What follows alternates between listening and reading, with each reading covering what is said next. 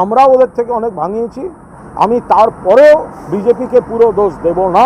এটা তো এরোর ঘাড়ে দায় চাপিয়ে হবে না। শুধু যেন বিজেপির ঘাড়ে দায় চাপানো না হয়। ভুল এক জিনিস, ভুল লোক বাছা এক জিনিস। এটা যেন বিজেপি ধরে নিচ্ছি এই দল ভাঙানোর পেছনে আছে, ধরে নিচ্ছি পুলিশ প্রশাসনকে দিয়ে চাপ সৃষ্টি করা হচ্ছে।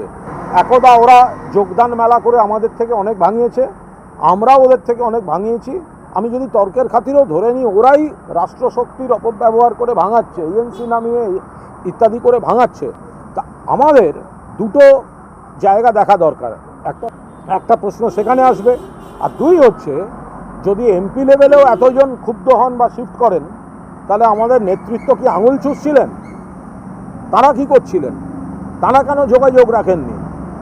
কেউ হঠাৎ চলে যাচ্ছেন, হঠাৎ নাকি তাদের এনডিএ প্রেম জেগে উঠছে। তাহলে কি আমাদের নেতৃত্বের সঙ্গে যাদের দায়িত্ব, যারা অল ইন্ডিয়ার সব বড় বড় পদে, তো তাদের সঙ্গে কি এই সাংসদদের বা এই নেতাদের কমিউনিকেশনটা কমে যাচ্ছিল বা কমে গেছিল?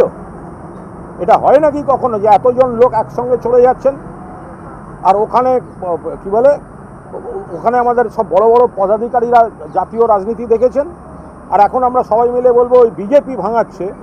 নিশ্চয়ই বিজেপিকে সমর্থন করব, কিন্তু যারা যাচ্ছেন তাদের অনেকের নানা অঙ্ক এবং আমাদের নেতৃত্বের নিশ্চিতভাবে তাদের এই দায়িত্বটা নেওয়া দরকার, দায়টা নেওয়া দরকার।